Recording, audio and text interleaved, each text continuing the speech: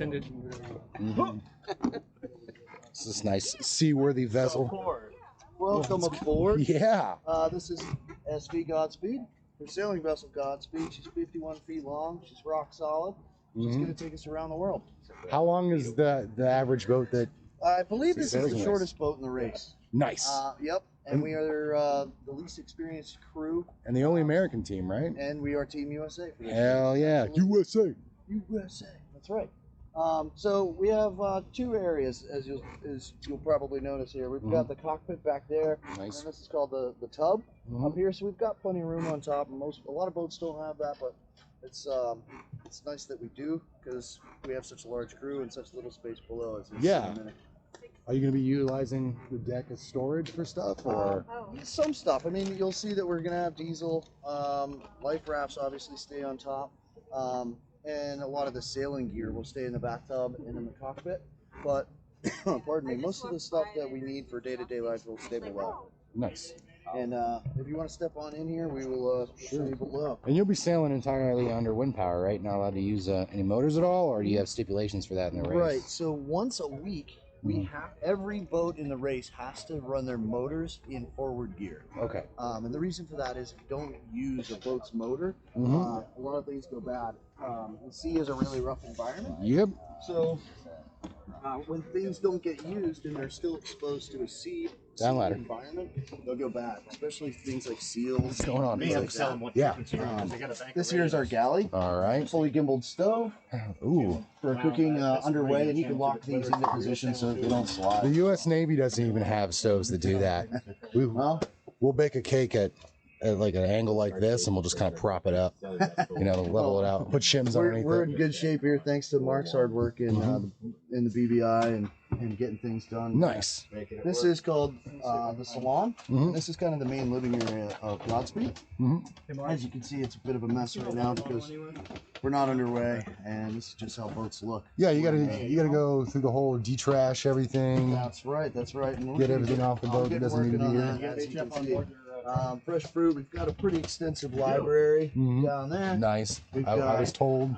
Yeah, and since this is a retro race, so there's no modern equipment allowed. Yep. We also have a very extensive library of cassettes. That's what's up. Tons of cassettes.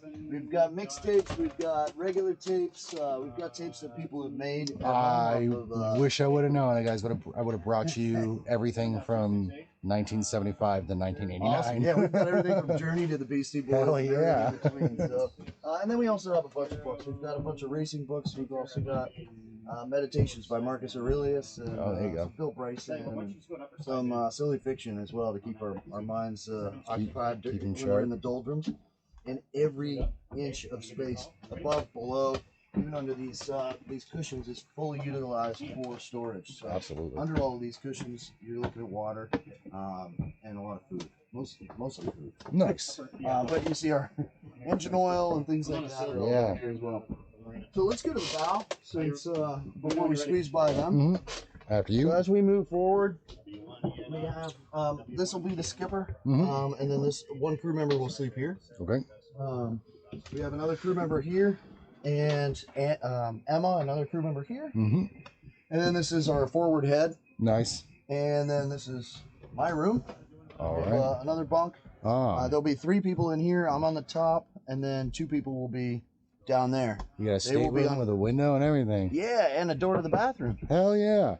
But the people down there, they're obviously not going to be sleeping at the same time because they're on opposite shifts. Okay. So it's called hot racking. Yep. One person goes. You're familiar with that? Oh yeah, submarines. Two racks, 3 guys. Oh, do you glow in the dark? Yeah. All right. Yeah. Yeah. And all my kids fly now.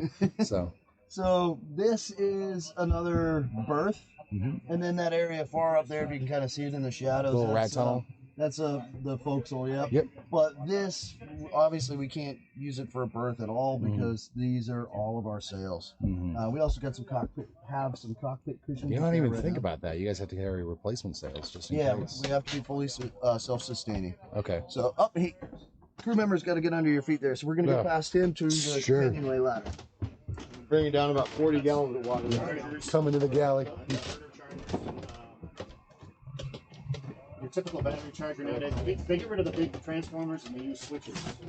Switcher, what it does. Typical morning of stores load. Gotta get it done. Immediately change. Yep, sorry. We're out here. All right. You gotta do what you gotta do, man. Another oscillator. Wicked high frequency, which happens to be in the HF band. So how much water will you guys be consuming a day if you're bringing all your water with you? Yeah, we are allocated, each crew member is allocated 1 gallon of water per day. Okay. And that's for drinking, that's for They generate shaving and bathing and brushing your teeth and everything. So a lot of baby wipe baths. load or the battery changes. Yeah, what's nice is they now monitoring on that. they now have baby wipes that are called bathing wipes. Nice. Yeah. So they're a little bit soapier and they're bigger, Okay. and they're a little thicker, so they don't tear, but they're still, you know, dissolvable and all that stuff, and you know, not terrible for the environment. Thank you. What's the 2 mic, 8 mic? I feel bad just watching a stores load happen and not helping. Yeah. So Mark here is our first mate, and I thought it was the meters. he just said that he has. Sorry about that. He has some baby wipes that dissolve in 28 days. Most. Oh, nice. I have to read up on that. You got me. So are you guys have a secondary We needed a method of collecting water, or? Yes. We have a desalinator. Oh, nice. You mind putting in So- you know? All the sea is our drinking water. Nice. If we need it. But Yeah, that way we can pour it out. and then in addition to all this, we have 180 gallons of fresh water in a tank. Okay, so you have a potable water tank. Yep. And then with our sink, all this. Getting pushed into the galley, please. Yeah. Let's do go. Um, I wish I was with you, but you know, I gotta work today. Come on, Paul. Let me get in I here. gotta work with you on my boat.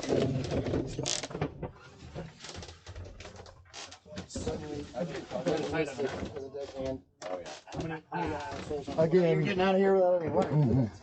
Points. Mark, how many can we for the translation? 10? That's not Mark. Okay, for translation process? 9. 9? 9 crossing with Well, us. you're leaving Tuesday, right? Yeah. Oh, Watch list is up there. You're not on it, so I think you moved in. Okay, so yeah, maybe this time. Oh, I gotta get a watch bill going. Yeah. What's going on, folks? I'll get out of your way. Okay.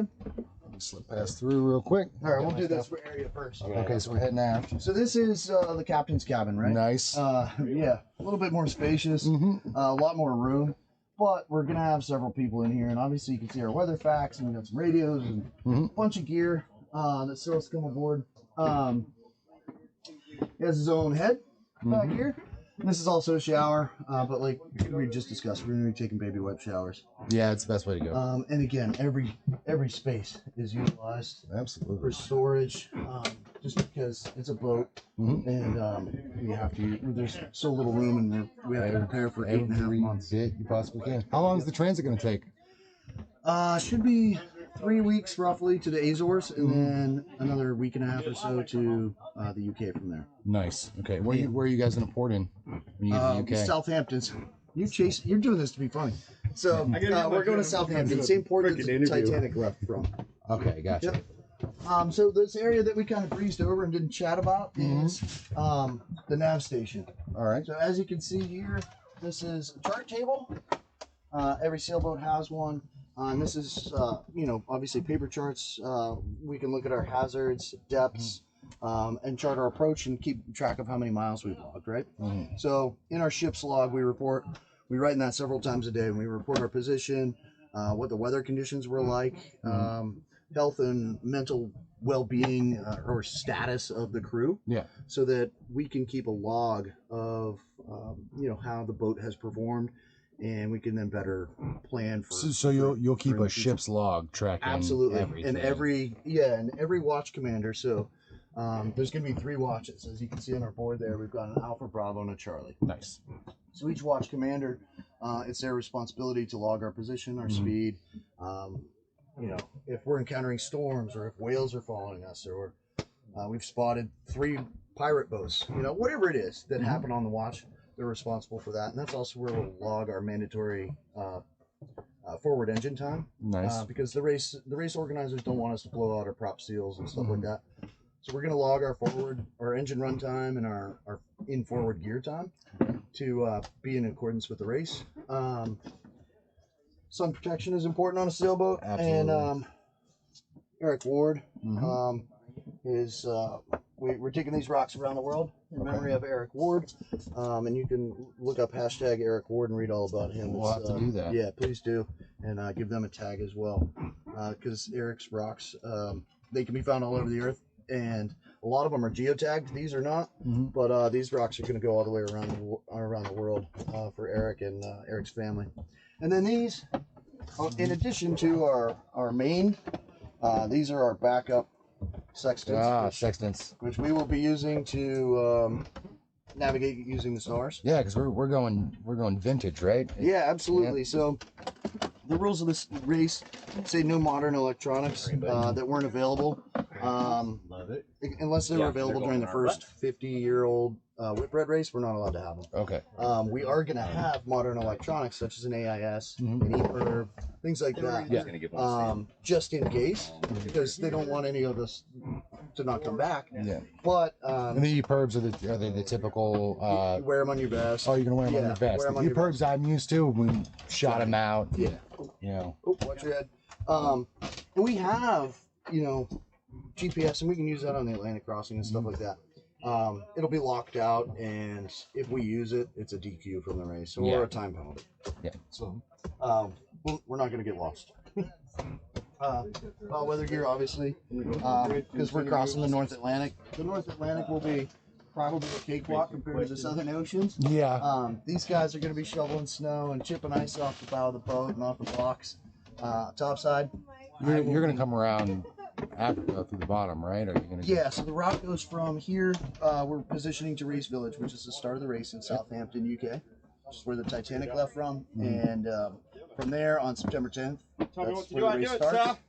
First port of call will be Cape Town, South Africa. Mhm. From Cape Town, South Africa, we head to Auckland, New Zealand. And from around Cape Good Hope, Mhm. there in the southern Africa. And from there, from Auckland, we'll spend Christmas and New Year's there in December, midsummer in New Zealand. And from there, we take off to Punta del Este, Uruguay, and around Cape Horn. That is probably the most dangerous portion of the trip. From what I've heard. Rogue waves, 100-foot waves, storms blowing up out of Antarctica, out of Is nowhere. that a new grounds for you, or have It's you done new it grounds for before? a lot of folks, but our skipper has been around Cape Horn before. I would highly encourage anyone that's watching this, if they haven't heard of or seen Hell or High Seas yet, please check it out. It's on Amazon Prime, and it's a good watch, and it's the first documentary that was filmed about our skipper and Oh, really? his voyage. Yeah, Well, let's put links into that for this. yeah, please do. Yeah. That would be really helpful, and it gives a lot of good backstory on what his experiences getting out of the military is, and how we're trying to model skeleton crew to be in a position to help veterans the way that the British military helps their veterans and active duty members when they come off deployment. It's mandatory for them to do some sort of adventure therapy, and they're tackling the problem ahead of time, getting in front of it, and they have a lot less of a problem with veteran suicide than the United States does. So you're solving the problem on the front end instead of waiting for the problem on the Exactly. back end. So that's kind of how he set up that's skeleton genius. crew as a model. He's modeled it after that. Correct me if I'm wrong, Skipper. And that's what. But we're doing it as a small veterans nonprofit out of Texas, a 501c. Every dollar that comes in goes right to helping veterans, getting them out on the water. Where can people go to help support your cause? That's a great question. 3 places. I would say go to skeletoncrewadventures.org. That's our website. You can track us around the race, around the world as we race around there. Please go to our Instagram, like, share, and follow, because that helps the algorithm get it out to more people, right? And Facebook as well. Nice. Please share our posts, like them, give us a comment, tell us, tell us your story. If you know somebody that's in crisis, by all means, please get in touch with that. Get in touch with us via the website. And if sailing's not their thing, we're part of a group of other nonprofits. So let's say they're scared of deep water, or they don't like sailing. We can hook them up with somebody that does mountain biking or rock climbing or horse therapy, things like that. Because we are so well known, we've been accepted into a group of other nonprofits that are actively lobbying Congress and trying to drive real change for veterans that are getting out. That's awesome. And then you guys have a link for tracking the progress of the team and how the race is Yeah, going? that'll be on our website. Okay. And I believe it's also going to be pushed out fairly regularly on Instagram and Facebook. But if you go to our website, skeletoncrewadventures.org, everything will be on there so that you can nominate people. Like, if you know somebody that is in crisis, nominate them, give us a call, shoot us an email. Because we are going to be continuing to run full operations and doing veteran sales while we are doing the cross. Is this your first time coming to Portsmouth, New Hampshire, or? I am actually I actually used to live in Badgers You Island. lived on Badgers Island? Yeah. I grew up in York. Oh, nice. Yeah, That's right across the river. So Yeah, I was. so you're very familiar. I was telling So I them. lived on Badgers Island and I worked on Badgers Island at Green Pages. Do you know Green Pages? Yeah. Yeah. So I worked there. And my wife at the time, my girlfriend, she worked at a lobster pound on Badgers Island. Oh, So we no just walked way. to Badgers Island. We just lived there all the time. We Yeah. walk across the Memorial Bridge to go drinking. I was giving them the 10-cent tour and just kind of showing them around the area. Yeah, cool. Portsmouth has definitely grown up in the last, and 10 the years, food I'd say. is awesome too, and the Yeah. people are nice. And I was telling these guys, I was like, and very mild winters compared to like if you go an hour north of here or whatever, you can go skiing and snowmobiling. But this is a beautiful area. I was We've got telling a great Chris, I was partner. just like, if you're missing anything, just 5 minutes that way, go to Kittery outlets. Train Yeah. Post, and like you're gonna have everything you need Yeah. right Oh there. yeah, he went. Yeah, Yeah. Chris went to KTP already, and I was like, yep, I went there like yesterday, and I got a bunch of stuff too. But yeah, so you guys and First Spear and Sig Sauer and Green Castle Consulting, we're lucky to have some great partners. We're always looking for more. We are still in a bit of a bind financially, so if anybody can donate, there's a link to donate on the website as well. And I would encourage people to do that. And our partners that support us. If you know somebody that's interested in becoming a sponsor, we try and pay them back with as much content as we can. Obviously, we're filming a documentary. The last documentary, Hell or High Seas, how many total views? In the last month, it's 5 million. So last month, In the last Hell month, or High 5 Seas have been million seen views. over 5 million times. Wow. So that's a lot of eyeballs on your products or your brand, etc. So anybody that's looking to come and help us, we do have the ability to get eyes on your brands and stuff like that. Financial support is obviously what we need most. Yeah. But we're also looking for in-kind donations, things like flight miles, hotel vouchers, things like that as we travel around the world, because we're going to be needing things in port. Yeah, that's your infrastructure, and more often than not, that's what people are willing to help out with. And as you can see here, our skipper is building a custom leak cloth. There you go. So that people aren't falling out of bed. Always selling. Been there, done that. Yeah. Falling out a few racks in my day. Any other questions for us? No, like we're super excited for you guys. When Chris told me about it, he told me he was nervous, and I agree with him though that you're probably not going to get a chance like this to do something that's incredible. No, never again. So you might as well do it. Yeah, it's a chance in a lifetime. And this is in New Zealand and France and England and Uruguay and Cape Town, even in South Africa. This race that happens every couple of years is their Super Bowl and their World Series. Yeah. And and their March Madness all rolled into one. The whole country of New Zealand comes out to Auckland to watch the boats come in. I mean, they'll come out at 3 a.m. if they have to and start watching and cheering the boats coming in and stuff. That's awesome. In America, the sailing hasn't really caught on, but the rest of the world, this is quite the event, and it's going to gather a lot of. It's going to be a lot of international eyes on us as well. So you're going to do a full Magellan race right around the world. Yep. Fastest you possibly can. As safely as we possibly can. As safely as possible. Yeah, we want to make sure that Godspeed comes home. We want to make sure that all of our veterans and our crew come home. That is the most important thing for us. But if we end up being the only boat that finishes or the fastest boat that finishes, then that'll be awesome too. Yeah, that's gnarly. I was telling Chris, like the one thing you can probably look forward to is the stars are the greatest thing on earth. Oh yeah, when you're once out you in get the middle of offshore, the that ocean. is for sure. Yeah, Like, you get. I've been out in give the those mountains and the wilderness, and it's still nothing compared to being in the middle of the ocean. Yeah, there's absolutely no light pollution once you get offshore, and that is truly magical. So where did the boat come from? Where did she travel from to get up here to Portsmouth, New Hampshire? Well, she came from Texas by way of Charleston. So the last port that she was in was in Charleston. And again, if you go on Skeleton Crew Adventures and click on the tracking link, you'll see how she left Texas and got to Charleston, and then from Charleston here. Nice. So before Charleston, she was in Texas, at the local yacht club. I can't remember the name of it. Galveston Yacht Basin. Galveston Yacht Basin, which houses Godspeed when she's not racing around the world. You know, that's her home port. Yep. And they take very good care of us, so we're grateful to them.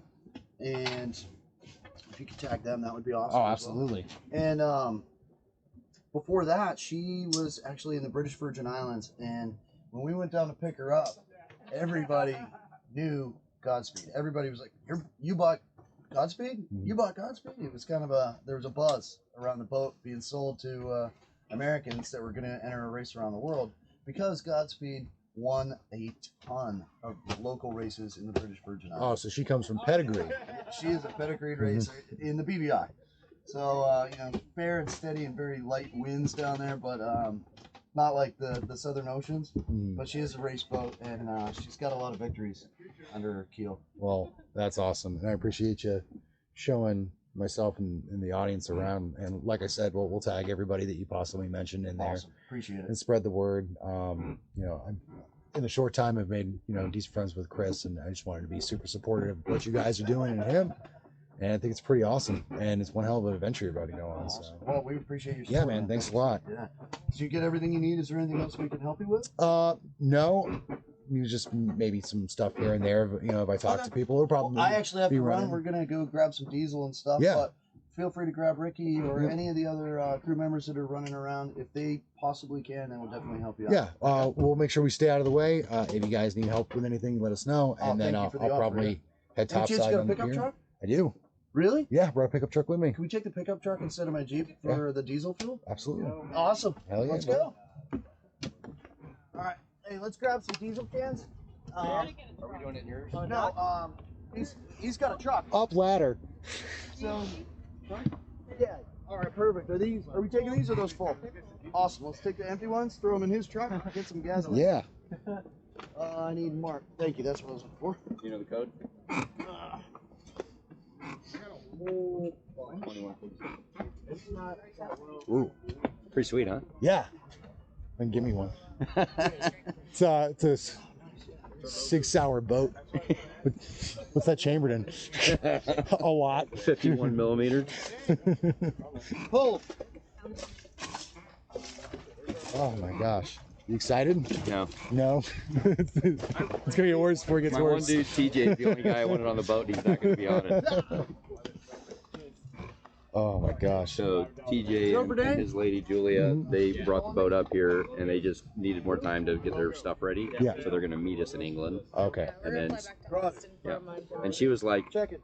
you know, hey, do you want to go do this thing real quick? And she's like, Oh, then you just Sure. ditched his ass. Gotcha. Roger she's like, that. yeah, I'm in. Like, she No, was, I did the opposite. I Yeah. wasn't going at all. And yeah. then I It was like, hey, you want to do this? yes, That's awesome. please. All right. Well, like you said, we're gonna get put to work, so we're gonna go get some diesel. Yep. Which Make sure you guys. Do you want to take this with you? The one with the straw. You want to take that extension cord out of there and let them take that?